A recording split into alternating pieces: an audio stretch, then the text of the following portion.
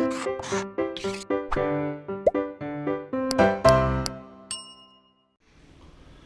Students, welcome back to blueprint digital.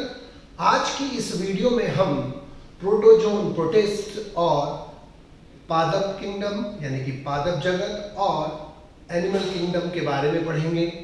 Video को start करने से पहले हमारे चैनल को सब्सक्राइब करें और बेल आइकन दबाना न भूलें, जिससे हमारे लेटेस्ट वीडियोस की नोटिफिकेशन आपको प्राप्त होती रहे।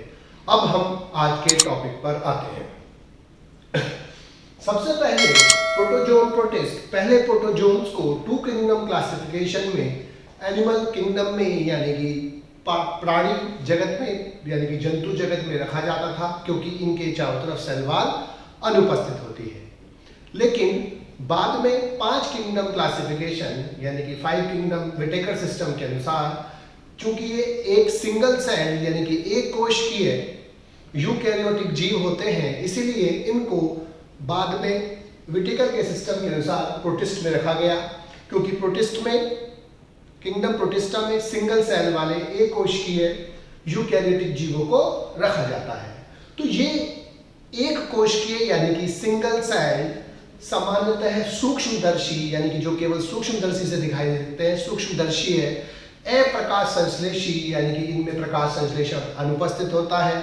विषम पोषी यानी कि पोषण इनमें विषम पोषी होता है, अर्थात ये अपना भोजन स्वयं नहीं बनाते। और विषम पोषी जंतु संपोषण होता है, यानी कि पहले ये भोजन को ग्रहण करते हैं अंदर इंजेक्शन, और उसके बाद फिर डाइजेशन करते हैं। और ये ऐसे जीव हैं जिनमें सेल वॉल अनुपस्थित होती है। और तो ये एक कोशिकीय यानी कि एसेलुलर सिंगल सेल यानी कि यूनिसेलुलर, सामान्यतः सूक्ष्मदर्शी, अप्रकाश संश्लेषी और विषम पोषी जंतु पोषण प्रदर्शित करने वाले जीव हैं, जिनमें सेल वॉल यानी कि कोशिका भित्ति अनुपस्थित होती है। अब modern scientist single cell organisms को, अमीबा, पैरामीशियम एक्सेट्रा को अब एसेलुलर कहते हैं, ना कि यूनिसेलुलर यानी कि एक कोशिकीय। क्योंकि जो हमारी बॉडी, जो हायर ऑर्गेनिजम्स की बॉडी होती है, उनमें ट्रिलियंस के हिसाब से सेल्स होती है, और जितने काम हम इतनी कॉम्प्लेक्स बॉडी से इतनी सारी सेल से करते हैं, वही सारे काम इनकी एक सिंगल सेल कर देती है। इसीलिए अब मॉडर्न साइंटिस्ट इनको एसेलुलर कहते हैं, ना कि यूनिसेलुलर यानी कि अकोशिकीय कहते हैं। जैसे हमारे में श्वसन होता है, इनमें भी श्वसन होता है। हम में जनन होता है, इनमें भी जनन होता है। इनमें उत्सर्जन, सारी जितनी भी हम रिएक्शन करते हैं, जितने भी हम प्रोसेस करते हैं, वो सभी इनमें होता है। इसलिए अब इन्हें एसेलुलर कहते हैं। अब इनमें पहला लक्षण क्या है? ये सूक्ष्मदर्शी होते हैं, सामान्यतः एक कोशिकीय होते हैं यानी कि एसेलुलर होते हैं। अब इन्हें एसेलुलर बोलते हैं यूनिसेलुलर की जगह। और सामान्यतः ये रंगहीन जीव हैं, अर्थात इनमें कोई कलर जल्दी से उपस्थित नहीं होता। दूसरा, इनमें श्वसन यानी कि रेस्पिरेशन और उत्सर्जन सामान्य शरीर सतह यानी कि जनरल बॉडी सरफेस के थ्रू होता है। ऑक्सीजन का, CO2 का आदान प्रदान बाहर से अंदर की तरफ या अंदर से बाहर की तरफ सामान्य बॉडी से हो जाता है, क्योंकि बहुत सिंपल बॉडी होती है, एक सिंगल सेल की बॉडी होती है, जिसमें सिंपल मेम्ब्रेन प्रेजेंट होती है, प्लाज्मा मेम्ब्रेन प्रेजेंट होती है, जिससे गैसियस एक्सचेंज आसान हो जाता है, एक्सक्रीटरी मटेरियल आसानी से बाहर निकल जाते हैं। इनमें चलन उंगली समान कूटपादों से यानी कि सूडियोपोडिया के थ्रू होता है, अथवा फ्लैजिला के थ्रू होता है, अथवा सीलिया के थ्रू होता है, और कुछ फॉर्म्स में चलन अनुपस्थित होता है। तो 3 मेन ऑर्गन्स होते हैं चलन के, कूटपाद जिन्हें हम सूडियोपोडिया बोलते हैं, फ्लैजिला यानी कशाभिक, और सीलिया, और कुछ फॉर्म में चलन अनुपस्थित होते हैं। इनमें लैंगिक और अलैंगिक दोनों प्रकार का जनन होता है। अलैंगिक जनन का जो सबसे कॉमन मेथड है वो द्विविभाजन होता है, लेकिन इसके अलावा मुकुलन भी हो सकता है, स्पोरुलेशन भी हो सकता है, बहुविभाजन भी हो सकता है। लैंगिक जनन या तो युग्मकों के फ्यूजन से होता है, युग्मकों के संलयन से होता है, जिसे हम बोलते हैं सिनगैमी।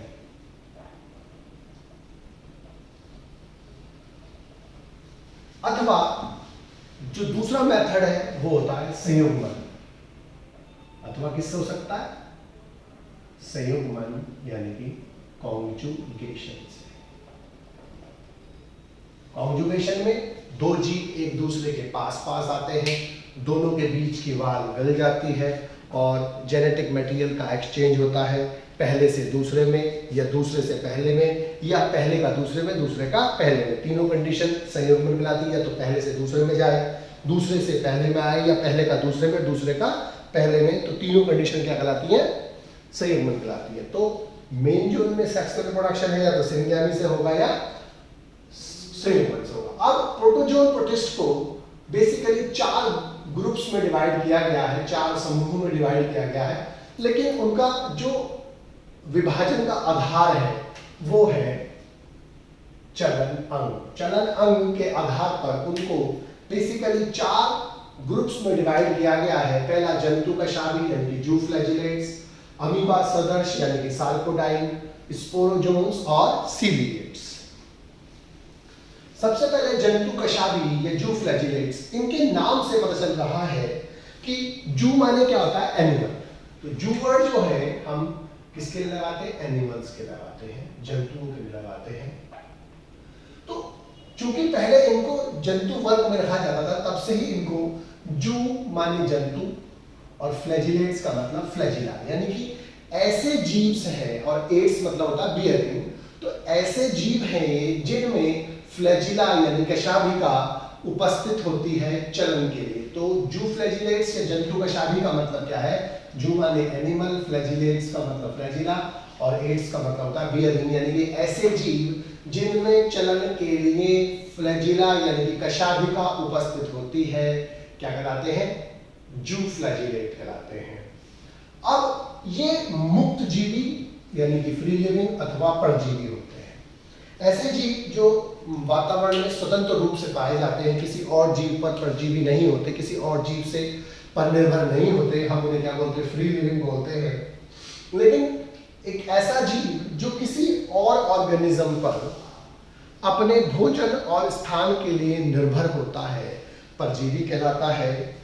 और जिस जीव पर वो परजीवी निर्भर होता है उसे हम होस्ट यानी कि पोषक कहते हैं। जैसे हमारे में डिजीज होती है मलेरिया, जिसका कॉजेटिव एजेंट यानी कि जिसको रोग उत्पन्न करने वाला रोगाणु जो है वो होता है प्लाज्मोडियम। तो प्लाज्मोडियम हमारी बॉडी पर परजीवी है और हम उसके होस्ट हो गए। जैसे ट्राइपैनोसोमा हमारे में स्लीपिंग सिकनेस डिजीज करता है, तो ट्राइपैनोसोमा परजीवी हो गया और हम होस्ट हो गए यानी कि पोषक हो गए। तीसरा, इन पर सेल वॉल तो होती नहीं है किसी भी ऑर्गेनिज्म पर, लेकिन इन पर एक लचीली पेनिकल उपस्थित होती है जो इनको थोड़े बहुत मूवमेंट में भी हेल्प करती है। तो इनको सुरक्षा देती है। प्रोटीन की बनी पेनिकल्स होती है जो स्ट्रिप्स से बनी होती है, कई सारी स्ट्रिप्स एक के ऊपर एक होती है जो उसके मूवमेंट में भी हेल्प करती है थोड़े बहुत। और पोषण जो होता है इनमें वो जंतु सम होता है यानी कि होलोजोइक होता है। होलोजोइक, होलो माने का था समान, सम, जोइक का मतलब जंतु, यानी कि जंतु समान। तो जंतु समान का मतलब क्या है? जंतुओं में जो पोषण होता है वो होलोजोइक क्यों कहलाता है? होलोजोइक होता है उसमें क्या होता है कि कोई भी जीव पहले भोजन को अंदर ग्रहण करता है, इंजेक्शन अंतर्ग्रहण, और दूसरा उसके बाद फिर उसका पाचन करता है। मृतोजीवी में उससे उल्टा होता है, पहले भोजन का पाचन बाहर होगा और उसके बाद उसका फिर अवशोषण होता है। मृतोजीवी को अवशोषणी भी बोलते हैं, एब्सॉर्प्टिव टाइप बोलते हैं। कुछ जीवों में मृतजीवी प्रकार का भी पोषण होता है, यानी कि पहले वो भोजन को डाइजेस्ट करते हैं, पाचित करते हैं बाहर, और उसके बाद फिर अवशोषण करते हैं, इसलिए इसको अवशोषणी प्रकार के भी बोलते हैं। और कुछ फॉर्म्स में वो जो पोषण यानी कि न्यूट्रिशन होता है वो पैरासिटिक या परजीवी प्रकार का भी होता है। तीसरा, इसके बाद जो इसमें जनन होता है वो अलैंगिक और लैंगिक दोनों विधियों से होता है। और अलैंगिक जो जनन होता है वो द्विविभाजन से होता है, यानी कि बाइनरी फिशन से होता है। बाइनरी फिशन निम्न जीवों में होने वाला सबसे कॉमन प्रकार का जनन होता है, जिसमें एक पेरेंट की बॉडी, एक जनक की बॉडी दो बराबर भागों में टूट जाती है, या दो संतति जीवों में बढ़ जाती है, 2 संतानों में बढ़ जाती है, इसे बोलते हैं द्विविभाजन। और लैंगिक जनन इनमें सामान्यतः नहीं होता, लेकिन कुछ जातियों में लैंगिक जनन हो सकता है। सामान्यतः लैंगिक जनन इनमें नहीं होता है, लेकिन कुछ जातियों में लैंगिक जनन हो सकता है। अब इसकी कुछ जातियां मनुष्य में विभिन्न रोग उत्पन्न करती हैं, जैसे ट्राइपैनोसोमा गैम्बियंस मनुष्य में डिजीज करता है, इसे बोलते हैं स्लीपिंग सिकनेस। स्लीपिंग सिकनेस जो है सेरिब्रोस्पाइनल फ्लूइड का डिजीज होता है। तो जो परजीवी होता है बेसिकली सेरिब्रोस्पाइनल फ्लूइड में रहता है, जो मस्तिष्क की कैविटीज में, वेंट्रिकल्स में और स्पाइनल कोर्ड्स के बीच में भरा हुआ द्रव होता है, सब बोलते हैं सेरिब्रोस्पाइनल फ्लूइड। तो उसके अंदर जब होता है तो इससे स्लीपिंग सिकनेस क्यों बोलते हैं, क्योंकि जब ये सेरिब्रोस्पाइनल फ्लूइड में परजीवी पहुंच जाता है तो वहां जाकर ये पहले नींद लाता है, अर्थात निंद्रालु कंडीशंस लाता है। उसके बाद धीमे धीमे जब अगर वो अनट्रीटेड रहता है, उसका इलाज उपचार नहीं होता है, तो फिर वो पेशेंट कोमा में चले जाता है और फिर उसके बाद अल्टीमेटली उसकी डेथ हो जाती है। और सेक्सी मक्खी यानी कि टिसी फ्लाई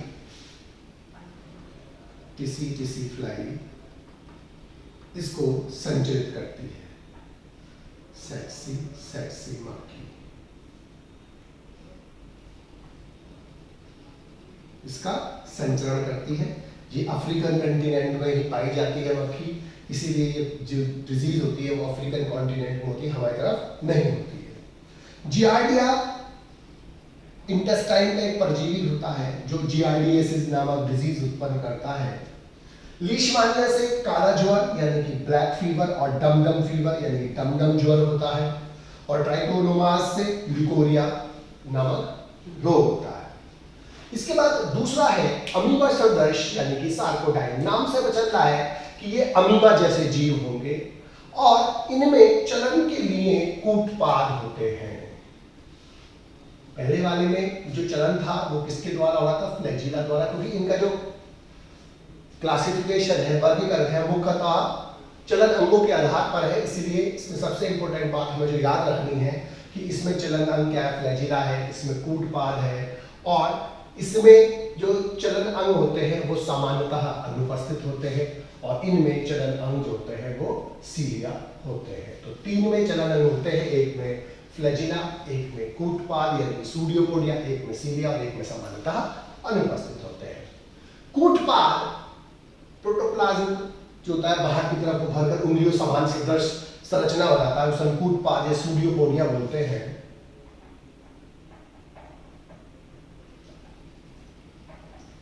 सूडियो मतलब होता है फाल्स यानी कि आभासी, और पोडिया मतलब होता है पैर यानी कि अपेंडेजेस। तो ये पैर लाइक संरचना की तरह काम करते हैं और चलन में हेल्प करते हैं, इसलिए इनको सूडियोपोडिया यानी कूटपाद कहते हैं। कूटपाद चलन के साथ साथ भोजन को पकड़ने में यानी कि अंतर्ग्रहण करने में यानी कि इंजेक्शन में भी सहायता करते हैं, भोजन को अंदर लेने में भी सहायता करते हैं। ये स्वच्छ जलीय होते हैं यानी कि फ्रेश वाटर में पाए जाते हैं, अथवा समुद्री जल में यानी कि मैरीन होते हैं, लेकिन कुछ नम मृदा यानी कि मॉइस्ट सॉइल में भी पाए जाते हैं। फ्रेश वाटर और मैरीन वाटर का मतलब क्या है? हमारे यहाँ 3 तरह के वाटर होते हैं। फ्रेश वाटर यानी कि स्वच्छ जल,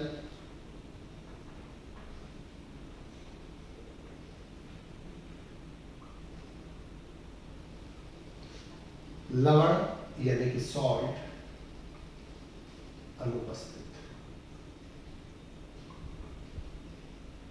जिसमें सॉल्ट अनुपस्थित होते हैं उन्हें हम क्या बोलते हैं? स्वच्छ जल बोलते हैं, जैसे झरने का पानी, नहर का पानी, रिवर्स, स्ट्रीम्स, झील। उसके बाद होता है मैरीन यानी कि लवणीय पानी। नाम से चल रहा है लवण उपस्थित, और जहां पर दोनों वाटर मिक्स हो जाते हैं यानी कि स्वच्छ जल और जो मैरीन वाटर दोनों मिक्स हो जाते हैं, हम बोलते हैं ब्रैकिश वाटर।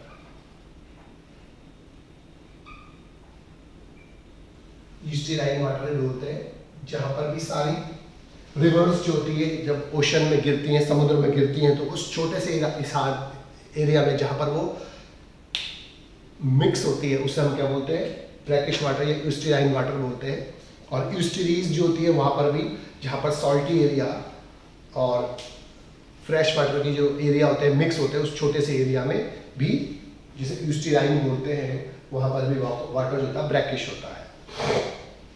इसके बाद समुद्री सार्कोडाइन में सिलिका अथवा कैल्शियम कार्बोनेट का कवच पाया जाता है, जो इनको अतिरिक्त सुरक्षा देता है। इनमें पेलिकल नहीं होती। अब इनमें लचीली पेलिकल प्रेजेंट होती है, लेकिन इनमें लचीली पेलिकल नहीं होती। लेकिन सेल पर एक सेल कोट या ग्लाइकोकैलिक्स उपस्थित होता है। जिस प्रकार से बैक्टीरिया में ग्लाइकोकैलिक्स होता है, उसी प्रकार से इनमें भी सेल कोट या ग्लाइकोकैलिक्स उपस्थित होता है। फ्लैजिला अनुपस्थित होते हैं। क्यों अनुपस्थित होते हैं? क्योंकि इनमें चलन के लिए फ्लैजिला नहीं होते, बल्कि क्या होते हैं, कूटपाद होते हैं। इसलिए इनमें कभी भी फ्लैजिला दिखाई नहीं देते, लेकिन जनन अंगों में उपस्थित हो सकते हैं। तो फ्लैजिला इनकी किसी स्टेज में तो दिखाई दे रहे हैं, किसी स्टेज में दिखाई नहीं दे रहे हैं। पोषण जंतु सम ही होता है, यानी कि होलोजोइक टाइप का होता है। अलैंगिक जनन द्विविभाजन से अथवा बहुविभाजन से, बीजाणुओं से अथवा मुकुलन द्वारा होता है, बडिंग द्वारा होता है। और लैंगिक जनन युग्मकों के संलयन द्वारा, यानी कि सिनगैमी से होता है।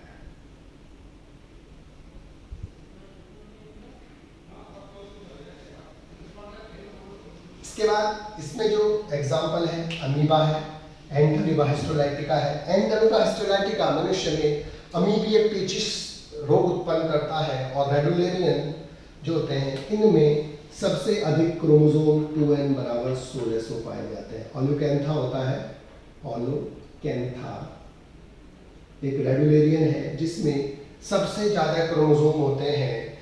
किसी भी जीव में जो पाए जाने वाले सबसे ज़्यादा क्रोमोसोम है वो है 2n बराबर 1600, वो ओल्यूकैंथा एक रेडुलेरियन होता है।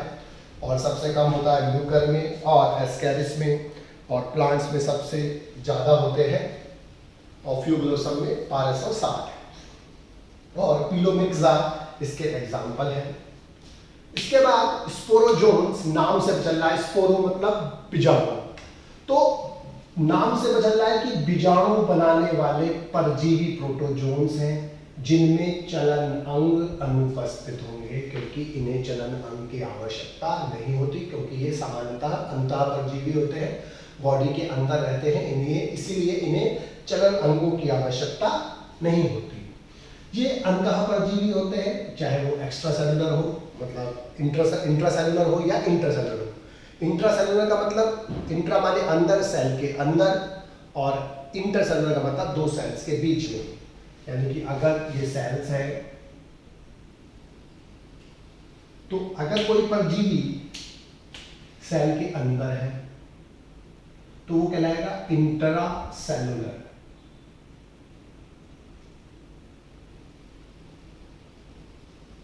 और अगर वही परजीवी बाहर है, सेलों के बीच में है, उसे बोलेंगे इंटरसेलुलर, अंतःकोशिकीय और अंतरकोशिकीय। इसके बाद इनमें जो पोषण होता है वो अवशोषणी प्रकार का होगा, क्योंकि ये परजीवी होते हैं। तो किसी भी ऑर्गेनिज्म की जब बॉडी के अंदर रहते हैं तो उसके शरीर से भोजन को अवशोषित करते हैं, एब्जॉर्ब करते हैं, लेकिन रेयरली इनमें इंजेस्टिव टाइप का, यानी कि अंतर्ग्रहण टाइप का पोषण भी हो सकता है। इनकी जो वयस्क अवस्था होती है जिसमें डिजीज उत्पन्न करते हैं, वो ट्रोफोजॉइट कहलाती है। और ट्रोफोजॉइट अवस्था में चलन अंग अनुपस्थित होते हैं। तो जो चलन अंग अनुपस्थित का जो कंसेप्ट है इसके अंदर, वो ये है कि इनकी जो मेन अवस्था है ट्रोफोजॉइट, उसके अंदर वो चलन अनुपस्थित होते हैं, लेकिन वो चलन अंग जनन अवस्था में हो सकते हैं। यानी कि मेन अवस्था में नहीं होंगे, लेकिन जब जनन अवस्था बनेगी तब जनन अवस्था में ये चलन अंग उपस्थित हो सकते हैं। शरीर पर एक पारगम्य लचीली पेलिकल अथवा क्यूटिकल उपस्थित होती है। तो पेलिकल इसमें भी है, इसमें भी होती है सामान्यतः, इसमें लेकिन नहीं होती, इसकी जगह इसमें ग्लाइकोकैलिक्स होते हैं। इसके बाद अलैंगिक जनन पहले संकुंचनशील धानी अनुपस्थित होती है। अब जो अमीबा है इनके अंदर संकुंचनशील धानी जो स्वच्छ जलीय अमीबा शब्द सार्कोडाइन होते हैं, इनमें संकुंचनशील धानी यानी कि कॉन्ट्रैक्टाइल वैक्यूल पाई जाती है, लेकिन मैराइन फॉर्म में सामान्यतः नहीं पाई जाती।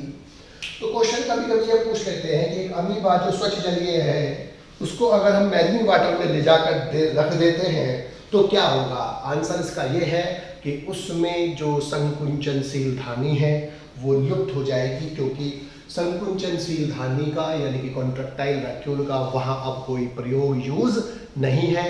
क्योंकि यूज इसका कब है कि जब ये फ्रेश वाटर में पाया जाता है तो इसके अंदर की जो कंडीशन है, कंसंट्रेशन है, सांद्रता है वो बहुत ज़्यादा है, तो बाहर के कंपैरिजन पानी इसके अंदर लगातार आता रहेगा। इस एक्स्ट्रा पानी को बाहर निकालने के लिए संकुंचनशील धानी की आवश्यकता पड़ती है। लेकिन जब इसे मैरीन वाटर में डाल दिया जाएगा तो बाहर की कंसंट्रेशन ज़्यादा होगी, अंदर की कंसंट्रेशन कम होगी, और पानी कम कंसंट्रेटेड सॉल्यूशन से बाहर की तरफ जाता है, यानी कि कम सांद्रता से अधिक सांद्रता वाले विलियन की ओर जाता है। तो बाहर सांद्रता ज़्यादा है इसलिए इसकी बॉडी का पानी बाहर निकलेगा, बाकी अंदर आएगा, इसलिए संकुंचनशील धानी की आवश्यकता इसमें नहीं होगी, इसलिए वो डिसअपेयर हो जाएगी, लुप्त हो जाएगी।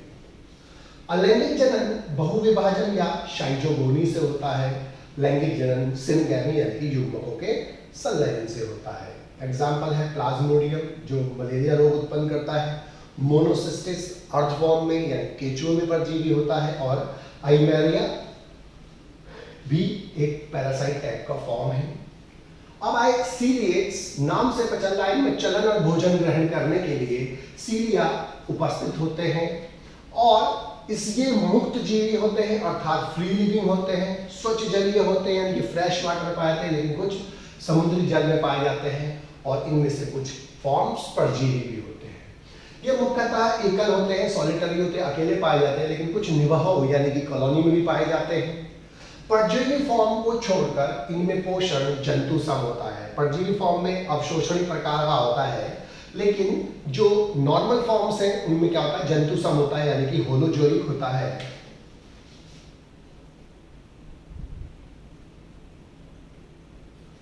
इनमें सामान्यतः दो केंद्रक होते हैं, एक लघु माने माइक्रोन्यूक्लियस और एक गुरु मतलब मैक्रोन्यूक्लियस। मैक्रोन्यूक्लियस वेजिटेटिव कैरेक्टर्स को कंट्रोल करता है, जबकि लघु केंद्रक जो होता है वो उसके जेनेटिक कैरेक्टर्स को यानी कि जो उसके हेरिडिटी कैरेक्टर्स होते हैं उनको सामान्यतः कंट्रोल करता है, सेक्सुअल कैरेक्टर्स को कंट्रोल करता है बेसिकली। और जल नियमन यानी कि ऑस्मो रेगुलेशन के लिए इनमें संकुंचनशील धानी होती है, इसमें भी होती है, इसमें भी होती है, इनमें सामान्यतः अनुपस्थित होती है। सुरक्षा के लिए इनमें ट्राइकोसिस्ट होते हैं जो इजेक्टेबल्स होते हैं, किसी की बॉडी में इंजेक्ट कर दिए जाते हैं जिसमें टॉक्सिन उसकी बॉडी में ट्रांसफर कर जाता है, जिससे इनको सुरक्षा मिलती है। अलैंगिक जनन अनुप्रस्थ द्विविभाजन के द्वारा होता है, ट्रांसवर्स बाइनरी फिशन से होता है अथवा कभी कभी विकुलन से होता है, और लेकिन प्रतिकूल परिस्थितियों में ये सिस्ट का निर्माण कर लेते हैं। बॉडी के ऊपर लेयर चढ़ाना उसे हम बोलते हैं सिस्ट फॉर्मेशन, और जो लेयर चढ़ाकर उसके ऊपर जो स्तर चढ़ाकर सुरक्षात्मक आवरण चढ़ने के बाद जो स्ट्रक्चर डेवलप होती है उसे सिस्ट बोलते हैं। लैंगिक जनन संयुग्मन द्वारा होता है, इसमें सिनगैमी द्वारा होता है, इसमें भी सिनगैमी द्वारा होता है। इसमें सेक्सुअल रिप्रोडक्शन नॉर्मली नहीं होता, केवल कुछ फॉर्म्स में होता है। तो इसको अगर हम इसी प्रकार से कंपैरेबली स्ट्रक्चर करेंगे, स्टडी करेंगे तो आसान हो जाता है। इसके एग्जांपल पैरामीशियम, ओपेलाइना, वॉर्टिसेला और बैलेंटिडियम है। तो ये इस प्रकार से प्रोटोजोन्स प्रोटिस्ट का ये क्लासिफिकेशन होता है, जिसमें मेनली किसके आधार पर होता है, ये होता है बेसिकली चलन के आधार पर। इसमें फ्लैजिला, इसमें कूटपात, इसमें एब्सेंट, इसमें सीलिया, और बाकी सारे कैरेक्टर्स इसमें कंपैरेबल है और आप इसको कंपैरिजन करके आसानी से अध्ययन कर सकते हैं। अब हम पादप जगत और जंतु जगत यानी कि प्राणी जगत के बारे में पढ़ेंगे, और हम इसको कंपैरिजन के रूप में पढ़ेंगे जिससे हमें याद रखना आसान हो जाए। तो सबसे पहले जो लक्षण है वो पादप जगत में, जंतु जगत में कोशिका भित्ति है। तो पादप जगत में कोशिका भित्ति उपस्थित होती है, जबकि जंतु जगत में कोशिका भित्ति अनुपस्थित होती है, यानी कि एब्सेंट होती है, इसमें प्रेजेंट होती है। पादप जगत में हरित लवक अनुपस्थित होता है, उपस्थित होता है, जबकि जंतु जगत में हरित लवक अनुपस्थित होता है। इसीलिए इनमें पोषण स्वपोषी होता है, ये अपने भोजन का निर्माण स्वयं करते हैं, जबकि जंतुओं में हरित लवक के न होने से ये अपने भोजन का निर्माण स्वयं नहीं कर पाते, इसीलिए इनमें पोषण विषम पोषी होता है। इसके बाद चलन, इनमें चलन अनुपस्थित होता है। पादपों में चलन अनुपस्थित होता है। कुछ लोअर एल्गीज को अगर छोड़ दिया जाए, अगर एल्गी को जब क्लासिफिकेशन में प्लांटेन पढ़ते हैं तब उसकी कुछ फॉर्म्स में चलन हो सकता है, लेकिन सामान्यतः पादपों में चलन नहीं होता, जबकि जंतुओं में चलन उपस्थित होता है। वृद्धि जो पादप है, उन पादपों में जो वृद्धि होती है और जो जंतुओं में वृद्धि है, उसमें दो मुख्य अंतर होते हैं कि पादपों में जो वृद्धि होती है वो अनलिमिटेड होती है, मतलब वो जीवन पर्यंत चलती रहती है। बेसिकली मुख्य रूप से हम वृक्षों यानी कि ट्रीज की बात कर रहे हैं, अनलिमिटेड होती है। और जंतुओं में जो वृद्धि होती है वो एक विशेष समय तक होती है, उसके बाद वृद्धि होना बंद हो जाता है। तो एक विशेष समय के पश्चात रुक जाती है। दूसरा जो वृद्धि होती है पादपों में, एक विशेष रीजन में होती है, विशेष भाग जिसे हम बोलते हैं मेरिस्टेम, यानी कि विभज्योतक में पाई जाती है। किसी विशेष भाग होता है जहां पर रूट टिप, शूट टिप होते हैं, वहां पर ही पाई जाती है, लेकिन जंतुओं में संपूर्ण शरीर में होती है।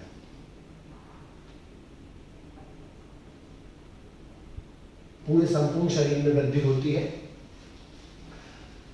तंत्रिका तंत्र, उत्सर्जन तंत्र और पेशी तंत्र, यानी कि नर्वस सिस्टम, एक्सक्रीटरी सिस्टम और मस्कुलर सिस्टम पादप जगत में अनुपस्थित होते हैं,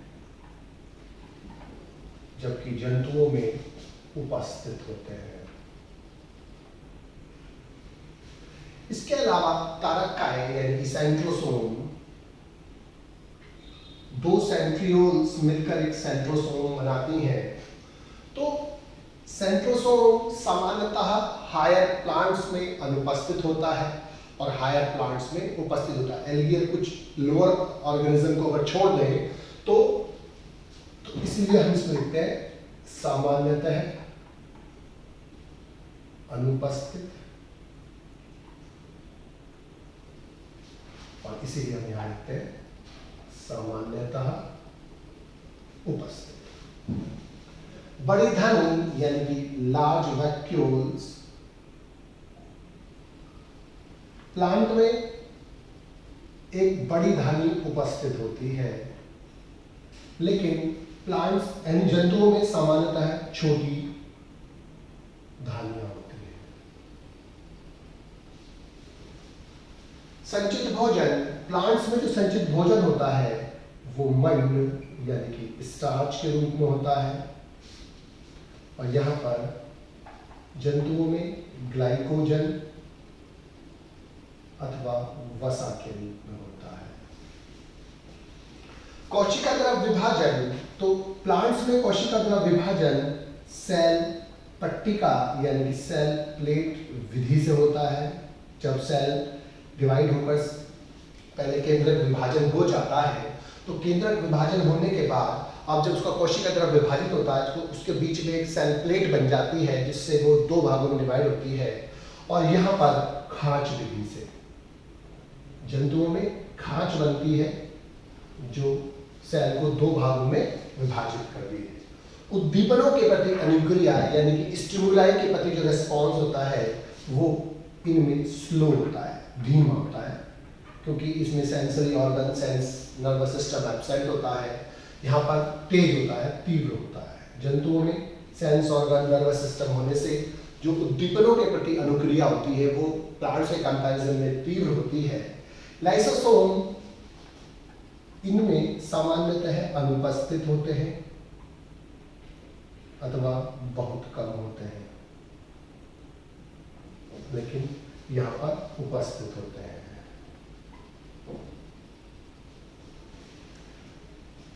गोल्जी कॉय पादप जगत में गोल्जी कॉय अल्प विकसित होती है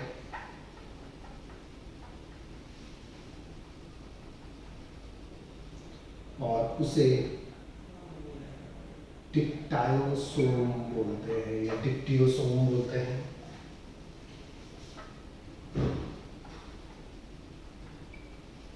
यहां पर पूर्ण विकसित होती है। जंतु जगत में जो मेंबर्स होते हैं उनमें गोल्जी कॉम्प्लेक्स पूर्ण विकसित होती है। ग्लाइऑक्सिसोम और स्फीरियोसोम्स पादपों में उपस्थित होते हैं लेकिन जंतुओं में अनुपस्थित होते हैं। तो ये मेन कैरेक्टर्स है जैसे हमने कंपैरिजन के रूप में अध्ययन किया कि सबसे पहले पादपों के अंदर ये पादप ग्रुप्स की जो मेंबर्स हैं उनमें कोशिका वृद्धि उपस्थित होती है जबकि जंतुओं में कोशिका वृद्धि नहीं होती। दूसरा, हरित लवक पादप जगत में उपस्थित होता है जबकि जंतु जगत में अनुपस्थित होता है। इसीलिए इनका जो पोषण होता है वो स्वयंपोषी होता है, अर्थात ये अपने भोजन का निर्माण स्वयं कर सकते हैं जबकि इनमें भोजन के निर्माण करने की क्षमता नहीं होती जंतुओं में हरित लवक की अनुपस्थिति का, इसलिए इसमें पोषण विषमपोषी होता है। चलन पादप जगत में समानता है, कुछ लोअर फॉर्म्स को अगर छोड़ दिया जाएगा तो उनको छोड़कर पादप जगत में चलन अनुपस्थित होता है, यानी कि मूवमेंट लोकोमोशन नहीं होता। लेकिन जो जंतु जगत है उसमें लोकोमोशन होता है। वृद्धि, दो अंतर है प्लांट्स की वृद्धि में, एनिमल्स की वृद्धि में, कि जंतु जगत पादप जगत के मेंबर्स में जो वृद्धि है, बेसिकली ट्रीज की बात चल रही है, वो अनलिमिटेड होती है। पहले प्राइमरी ग्रोथ होती है कुछ वर्षों तक और फिर बाद में उसकी चौड़ाई में विड्थ में वृद्धि होती है और वो सेकेंडरी ग्रोथ कराती है। दूसरी कुछ विशेष भाग जिसे मेरिस्टेम बोलते हैं, विभ्योतक बोलते हैं, उसमें ही पाई जाती है, जबकि जंतुओं में एक विशेष समय तक वृद्धि होती है, उसके बाद वृद्धि होना रुक जाता है। और दूसरी वृद्धि जो होती है जंतुओं में संपूर्ण शरीर में होती है, किसी विशेष भाग में नहीं होती, सभी भागों में होती है। तंत्रिका तंत्र, ऊतक, पेशी तंत्र और उत्सर्जन तंत्र यानी कि नर्वस सिस्टम, एक्सक्रीटरी सिस्टम और मस्कुलर सिस्टम प्लांट्स यानी कि पादप जगत के मेंबर्स में अनुपस्थित होता है जबकि जंतुओं में वो उपस्थित होता है।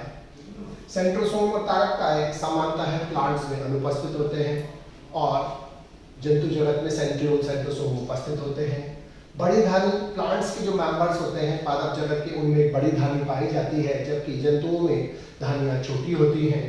संचित भोजन प्लांट्स में मंड यानी कि स्टार्च के रूप में होता है जबकि जंतुओं में ग्लाइकोजन अथवा वसा के रूप में होता है।